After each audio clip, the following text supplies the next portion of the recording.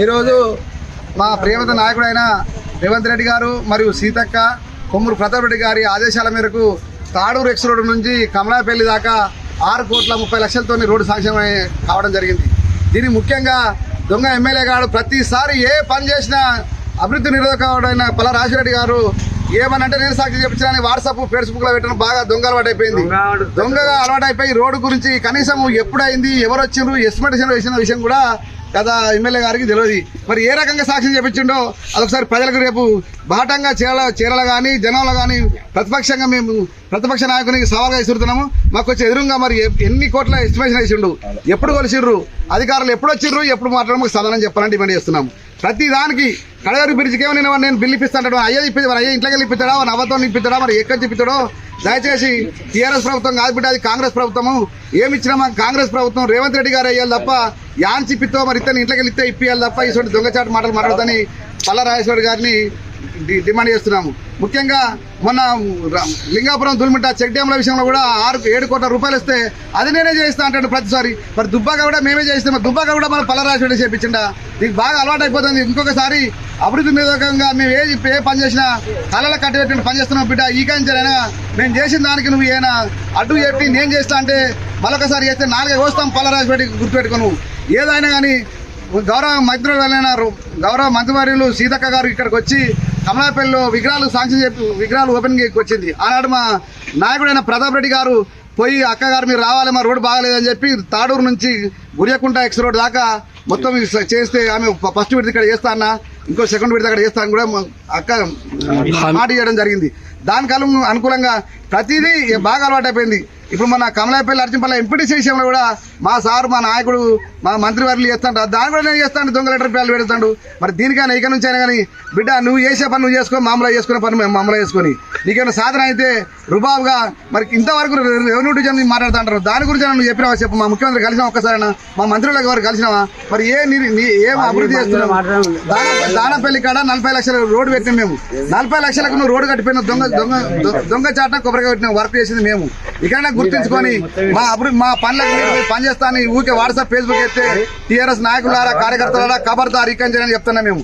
ఏదైనా కానీ అభివృద్ధి చేసేది కాంగ్రెస్ పార్టీ, అభివృద్ధి చేసేది నిధులు ఇచ్చేది కాంగ్రెస్ పార్టీ. మా కొమ్మూరు ప్రతాప్ రెడ్డి గారు ప్రతి నిమిషం నీకంటే ఎక్కువ ప్రజల్లో వారానికి 4 రోజులు మొత్తం ప్రజలకి టైం కేటాయిస్తాడు మా అన్న ఏ పోస్టు లేకున్నా కానీ.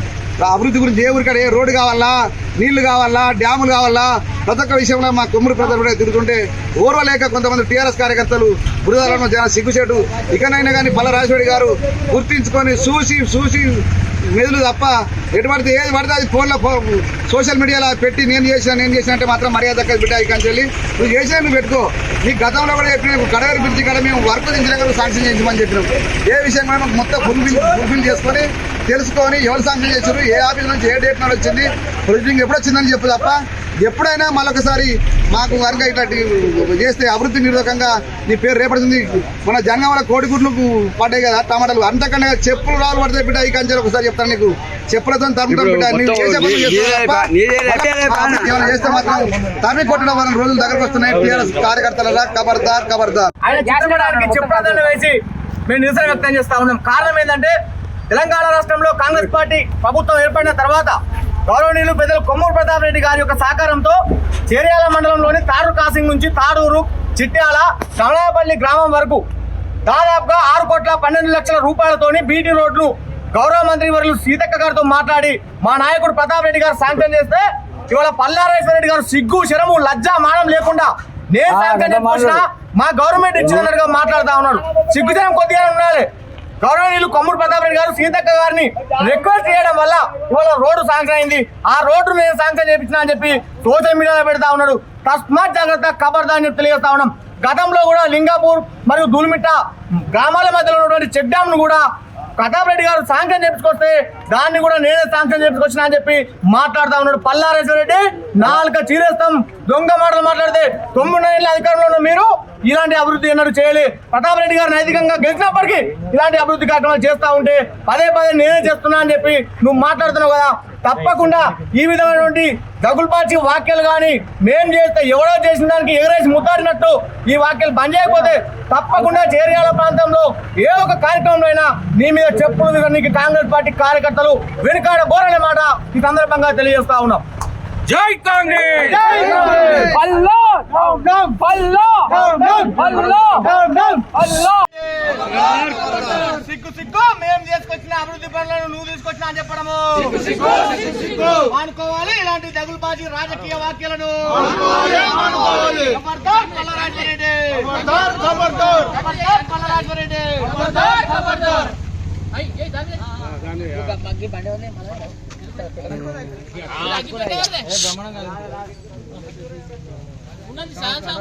మల్లరాజరెడ్డి గారు ఇప్పుడు నీ ఫోటోకు మాత్రమే చెప్పులేస్తున్నాము.